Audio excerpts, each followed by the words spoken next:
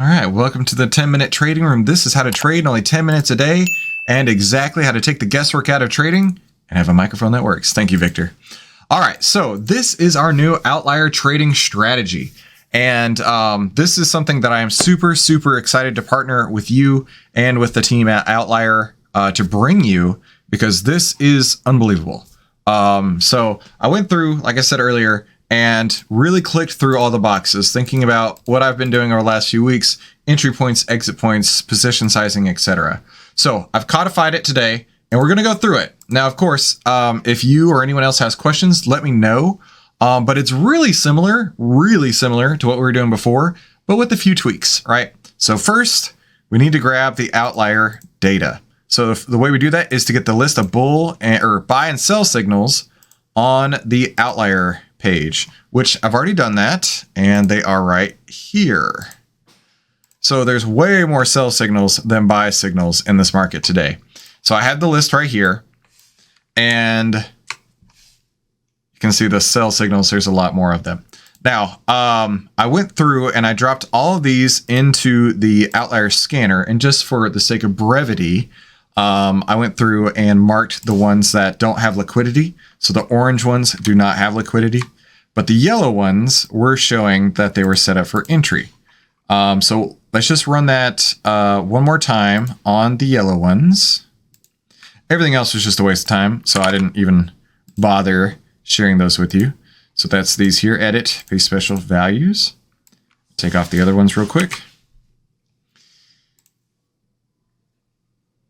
All right, and so of those, actually one of them is no longer included, so XOK, which was a shame because I was really excited about XOK. I was texting with Mitch over on Benzinga that I was like, man, I'm going to buy some XOK puts today, but it's not quite there. Now, the reason being is that it's not below its 10-period moving average. It's flirting with it. It's not below there, and the MACD, which we need to have crossed over, is not crossed over quite yet.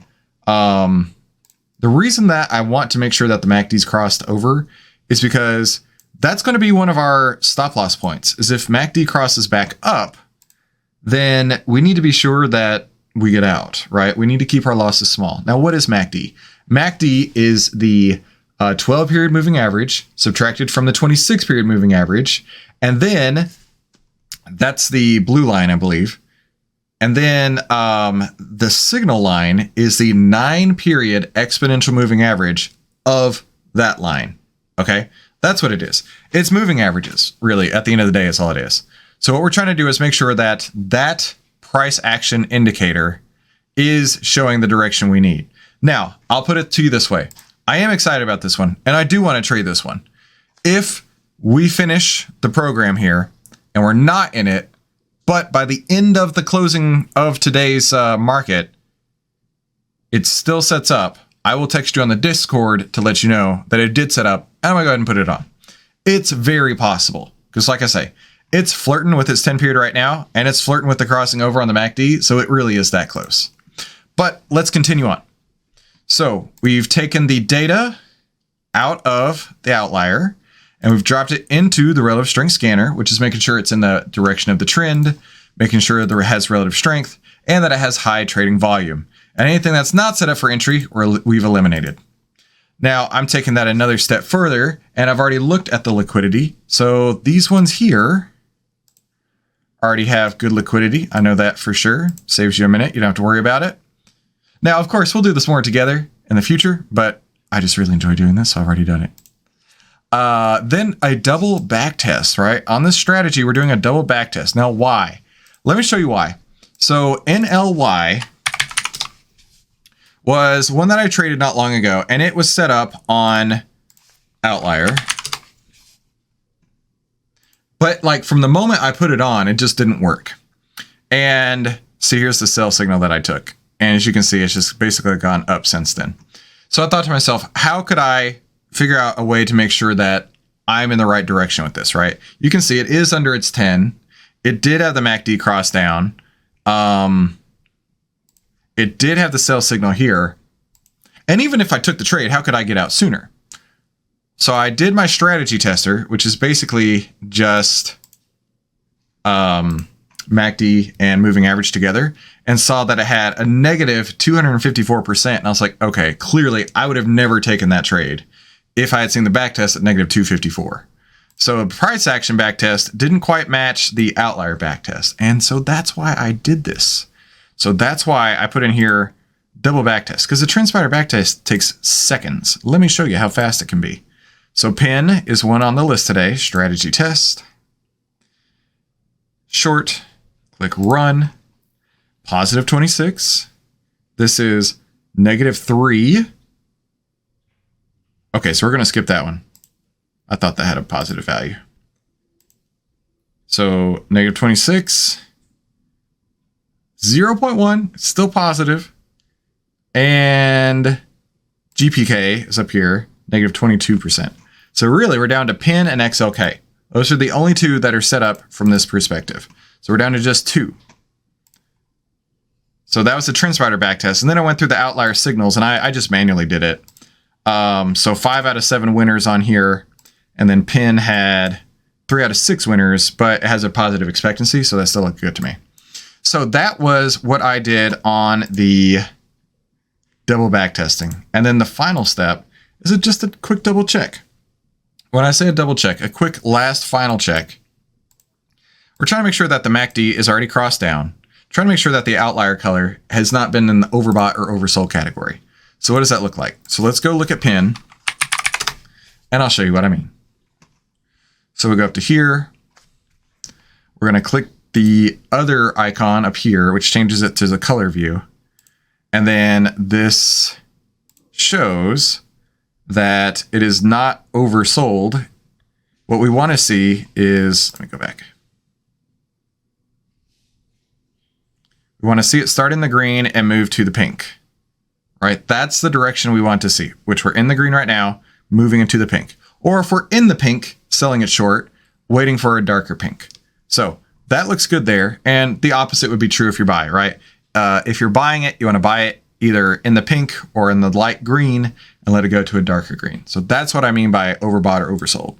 And pin, as you can see, is not oversold. So looking to go short there still. And the other one was XOK.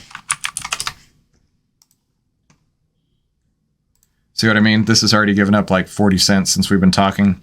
It's now under that 10, and it's almost crossed on MACD. We're still going to take a look at it.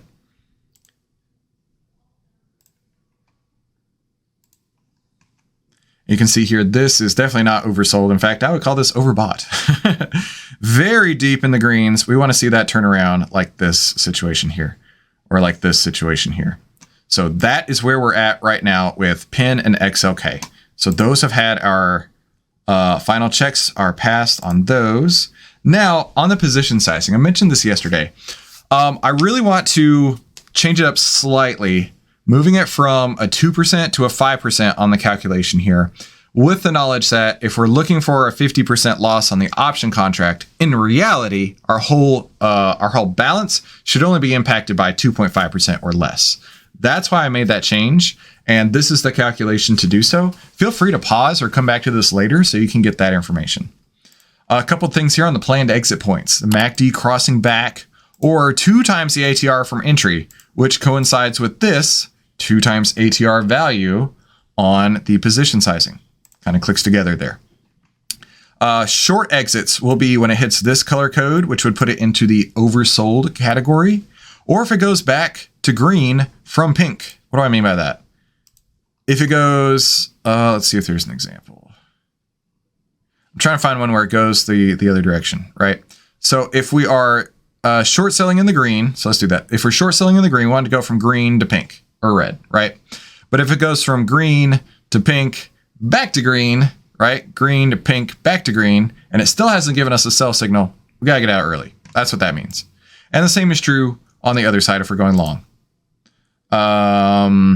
And then shading goes opposite the trend. Right. So if it goes from like darker green, lighter green, back to darker green, or lighter pink, darker pink, lighter pink, and still haven't got to an exit point yet. That's the point, right? This is an oscillator, and we're reading it in the colors rather than in the line. And so that is the way that I'm interpreting it. And then lastly, a couple other notes on here. At each profitable ATR, we want to keep the trade on, right? If the stock moves in your direction by 1 ATR, can you roll it up and out for a credit? If so, do it, right? If not, just hold it. And here's how we do it, right? Close, sell to close, buy to open on different strikes there. But the reason we do that is we take partial profits off the table right now. You take profits and keep the trade on. It's pretty awesome. It also frees up some capital. So if you have, let's say, $1,000 available, and then you can roll this up, maybe you've got $1,500 available and you can actually take on more trades. So that's the way we do that. And then 1 week before expiration, a similar setup here. If we can roll it out, we'll keep it on. If we can't, we need to go ahead and close it so we don't run into a liquidity crunch. And then, of course, if there are earnings, we still need to be sure that we keep our risk in check. So top to bottom, soup to nuts, that's the strategy here. But of course, it's all about the execution. So let's go back to XLK. Still not quite crossed over on the MACD. What I'm going to do is let's go take a look at XLK's options chain. I'm going to start at the monthly here. I'm looking for open interest of 250 or greater, which is that. Extrinsic of 20% or less. I say ooh because that's not 20%. 245 over 375 is 65%. Open interest. There's no other puts that are in the money with the open interest we need. Let's go check around a couple other spots here.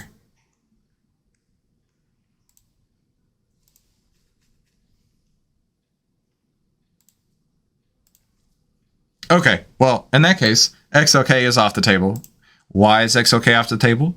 Because when we go back to our liquidity, we need less than 50-cent bid-ask spread, 250 plus open interest, and less than 20% extrinsic value. We don't have that. We got the open interest, we got the spread, but the extrinsic value being 65% of it, that does not fit our trading criteria. So XLK is off the board. So Pin National Game is really the only one. What did I say in the Discord earlier? And KRE. Why did we not take KRE? Oh, the back test, right? Strategy test. Because I really honestly thought that this was a positive back test. Yeah, negative. Okay, never mind. Never mind. So it's just Pin. And let's go to the monthly, see what's available. Oh yeah, here we go. That's the liquidity we want to see, right? That's the liquidity we want to see. Now let's check our open interest. Open interest. Oh, that was open interest. Extrinsic, that's what I meant. So this is basically nothing. This is 50%. So we could go at the 27.5s. All right, that's the one trade that sets up for today is Pin National Gaming or Pin Entertainment. July 21st, 27.5 puts. And let me see where I can get filled in the business account on the other screen. 27.5 puts. How many do I need? Make sure you run your calculation. Let me throw up the calculation for you if you need it. The ATR value on Pin right now is 0.93. So you would do your balance times the risk times 2 times 0.93 to get the number of shares. And then divide that by the delta of that contract, which I just use 80 as a round number. Watch this. It's going to be so close to that. 87. A little higher. But either way, that's the number of contracts you'd need. All right. So Pin, July 21st, 27.5 puts. Get my position size. And rock and roll.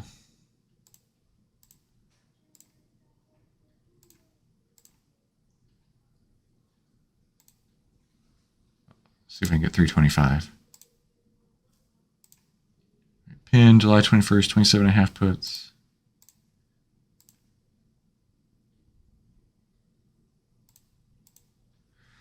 All right, not getting filled at 325. I'm going to try 330.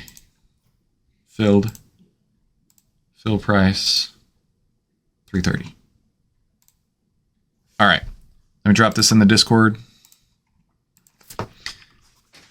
6, 21, 23, trade, number 1 pin. Let me rephrase this. Spot pin 7, 21, 23, 27, 5 puts 4, 330 when trading at, let's call it 24.35 right now. There we go.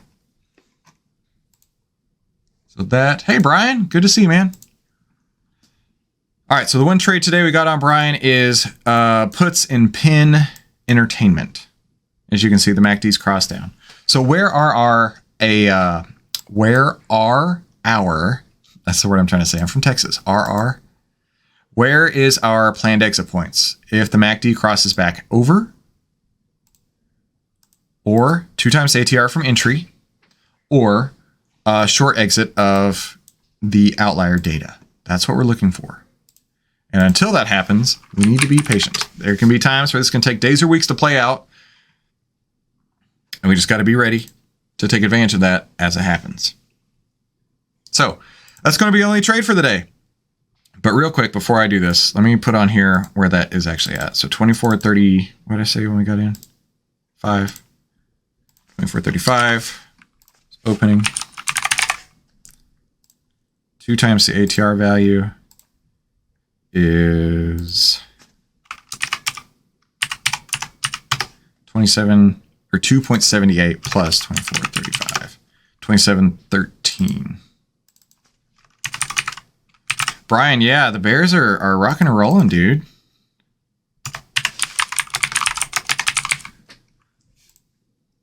Yeah, I'm trying to put on puts in XOK.